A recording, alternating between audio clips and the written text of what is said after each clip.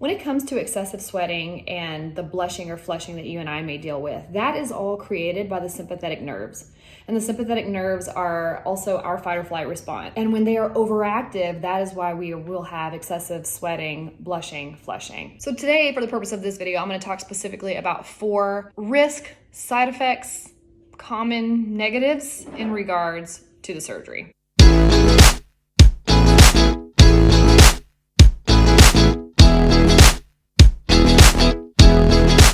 Ew. Look. Mom, I'm gonna keep the pickle frozen away again. Oh yeah. Okay.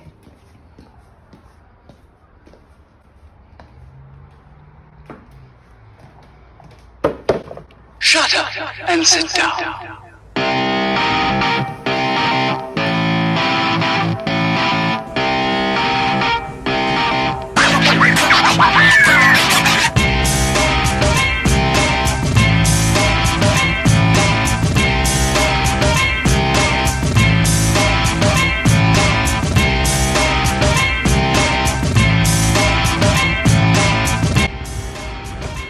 Workout complete. Hey everybody, it's April. Welcome to Blushing Phoenix, and this is a Sunday feature. So part of the layout of what I want on the channel going forward is we're gonna have Tuesday talk time. Is that right? Yeah, Tuesday talk time. Thursday, urethrophobia talk. Hi, what are you doing? Hello. And then we're gonna have Thursday urethrophobia talk. That'll be more of a researched and scheduled sit down talk where I'm sitting at my desk. And then on Sundays, we're gonna have featured videos, which will be interviews or more vlog style, I guess. We're just hang with me. You know, you guys know for the past year I've been trying to figure out what is my voice on the channel. What is my voice on the channel? What is the layout of this channel? And what value am I really trying to bring to everybody who has followed along? Can I get some work done here? So lately we've been talking about ETS surgery and endoscopic thoracic sympathectomy. You guys, I'm telling you, practice makes perfect. So as you know, we're building up to a video interview with Virginia May in regards to her ETS surgery. And then yesterday, I actually conducted an interview with my functional neurologist, Dr. Justin Deering, in regards to blushing and neurology. And what's really funny is that we actually briefly spoke about ETS surgery, and he had a different stance. He's a functional neurologist. Anything that has to do with nerves, he's probably going to have a different stance on it, but I can't wait for you guys to hear it. And what I really want to be able to bring to you on this channel is not to tell you what you should or shouldn't do. And one thing I really liked about Virginia May, and this is in her interview as well, is that she doesn't tell you that you should or should not get an ETS surgery. She's just simply expressing her own experience with it. And you guys know, if you know me, I never want to come here and tell you, you should do this. And one of the reasons why I don't try to sell you gimmick products on the channel is you could use this cream and everything could be so much better. If I ever try some things out that I thoroughly believe in and think they could be helpful to you, then I'm definitely going to tell you about them. But I'm not going to ever let somebody have me offer a product to you that I don't believe in myself.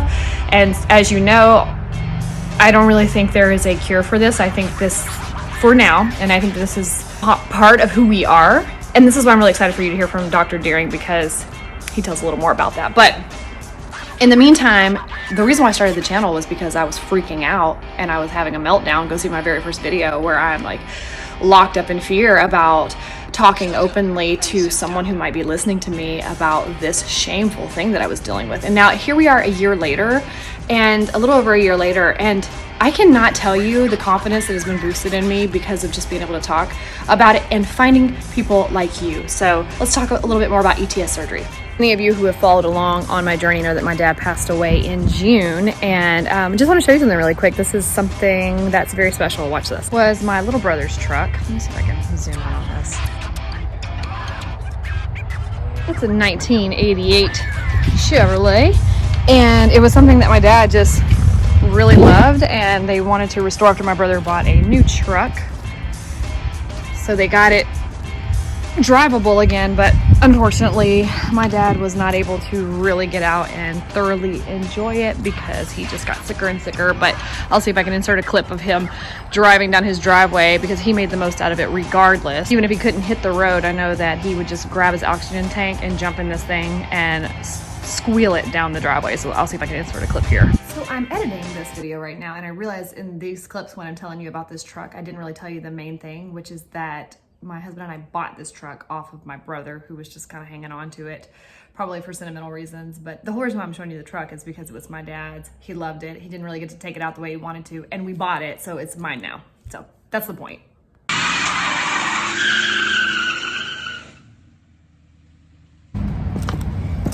Oh, hey. So, since I got you here, what is ETS surgery? What exactly and how exactly does it help?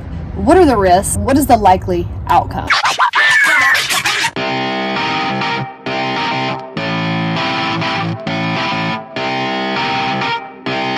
Shut up and sit down.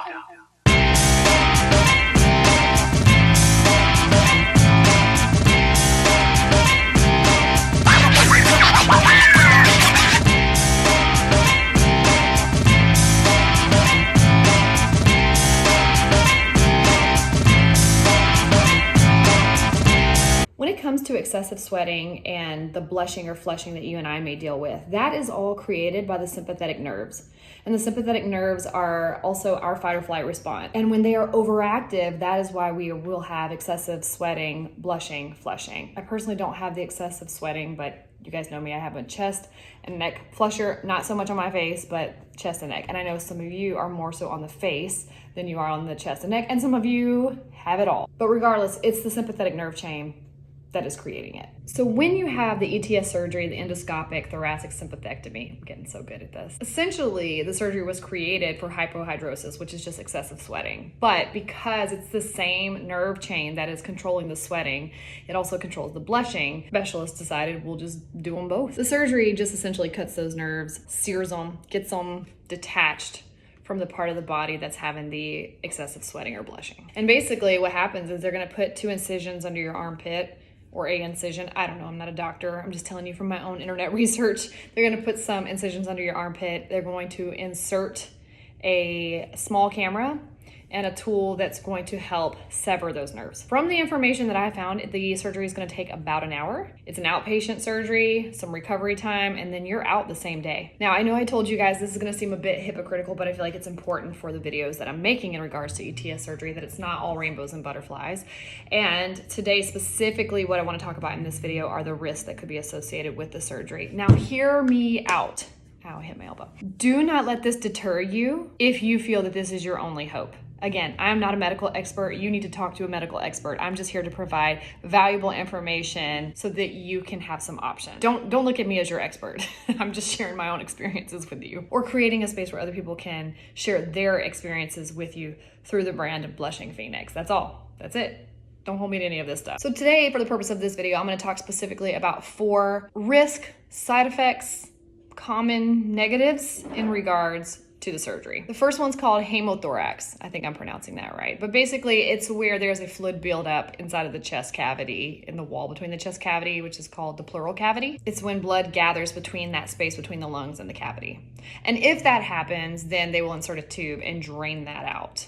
I didn't see a percentage of how often that happens, but it seems like it's very rare from what I read. There just weren't statistics there, but it seemed like it was very, very rare. The second one is Horner syndrome. Now, Horner syndrome is where the nerves in the face are affected. I mean, you are having your nerves severed, but the nerves in the face are affected specifically around the eyelids, and so it causes a droopy effect around the eyes. Now, what I did read about that if that were to happen, most people actually make a full recovery within their first year. The third one I want to talk about is compensatory sweating. This is the one you probably hear about most in regards to the surgery, and that is where the body is an interesting machine. And when you sweat, it's because your body is trying to regulate your body temperature. It's truly using the sweating to help regulate body temperature. And if you sever the nerves, I believe they say it's from the nipple line up. If you sever those nerves and there's no sweating that's going to take place anymore, and your body needs to regulate the temperature, it is going to compensate for regulating that temperature in other areas, meaning it's going to send the sweating elsewhere. So you may have excessive back sweating, stomach area sweating, and back of the leg. That is a common side effect, that there is an excessive sweating that happens after you've had the surgery. And in fact, the research says that about 1 in 100 people will experience compensatory sweating. And then the fourth thing I want to talk about is dry hands. When this surgery was originally created, it was to stop the excessive sweating. And for most people, that involved their armpits, somewhere in their face region, and their hand. When you think about shaking someone's hand and your hand is all just wet, saturated in sweat, it plays a huge role on a person's confidence, similar to us with the blushing effect. So when the surgery is performed, part of what it's targeting is the hands as well. So the hands can become very dry. In fact, this is probably one of the most common side effects, is dry hands. So for the purpose of today's video, I wanted to talk to you about the risk. And I know in another video, I told you to be careful with your internet research. And the reason why I said that is because you can really go down a rabbit trail. Is it trail or hole? Rabbit trail. I feel like it's rabbit trail. You could really go down a rabbit trail of negative comments. I do think that it's smart to weigh your options. I think it's smart to know what the risks could be that are associated with the surgery. But I will say this, my brother recently had a surgery in regards to, let me see what it's called, gynecomastia. I'm probably butchering that, but it is a firm rubbery mass underneath the nipple area. It's usually less than 1.5 inches across and maybe tender. Sometimes there are other symptoms. So what it basically is that it's like a puffy nipple. It's a large, what's the official word for nipple? Because I feel like I shouldn't be saying that here. Is it a medical term? It pulls right up. Medical term for nipple. What about the areola? I think that's what I'm talking about here. The area of dark colored skin on the breast that surrounds the nipple. So basically, it's like the areola. His is a very enlarged. He was born that way, obviously. I think for a lot of guys, if that does happen, you grow out of it. It's the fatty tissue absorbs. I'm making this up. I really have no clue what I'm talking about. But he had that. He went to go have a surgery done to correct it and to get the fatty tissue basically liposuctioned. And I know that he wasn't nervous until he got there. And then he was talking to the nurse about how nervous he was. She said, with any surgery, there are risks. However, the risk in this surgery, it was more likely that you were going to get in a car accident and have major complications due to that car accident than you having this surgery. Basically, it gives you an idea of the risk factor. And I think turning it into something that was relatable with the cars. I mean, we hear this about airplanes. If I'm terrified to fly. Yeah, but you're more likely to die in a car crash than you are in an airplane crash because of the statistics. So anyway, if you are going to do your research, I would just say, if you feel like it's your only hope to be considered for this surgery, then I would not want to deter you from that at all. It's not my place. It's not my opinion. I'm just merely sharing the information with you that I've researched so that you can have it compiled in an area where you can make a decision on your own after you speak to a doctor about your situation. Because I'm not one. And when I think about people like Brandon Thomas, who I did a video on him in regards to his suicide because he was silently suffering. And I think about how a life of a person is so valuable, and for someone to suffer when there are options that are available, this is why you have to look at the options that are available to you and make a decision for yourself. But again, for the purpose of this video, I just wanted to share the 4 common risks that are associated with the surgery. Since we're talking about the surgery, leading up to when I am going to share the video with Virginia May, who is a true human who experienced ETS surgery, and let you hear from her in regards to her perspective according to her own experience. All right, friends, I believe that's all I'm going to share today. If you like this video, please remember to give it a thumbs up and be sure to subscribe if you haven't already. Go ahead and subscribe because we're going to have more videos coming down the line and you don't want to miss those. And be sure to leave a comment below about if this video was helpful to you, if you are considering ETS surgery, if you've had the surgery, if you like the video, if you like the layout of this Sunday feature, if you like it, let me know. And remember, when you subscribe, when you like, it lets YouTube know that we're here, that we're talking about this subject, because I think most of us realize the relief of the channel is that we're talking about something that no one ever talks about and most people around us don't understand. So if we show support in this channel, it allows YouTube to know we're here, it allows other people to know we're here, and they get to rally through the community as well. Good morning. In the afternoon. They're not gonna see you, just give me a hug. It's great for the video. No, pull this off because people love your hair. Trent. It's for the tube. Good morning, afternoon. So he already made his debut. What, at like 8 o'clock? No, a few minutes ago. I forget what I was saying. So that other people can know that there is hope and support and join the community, because we can really grow this thing as big as we want to, as long as we just let people know that it's here. So until next time, my friends, I'll see you in my next video. Bye.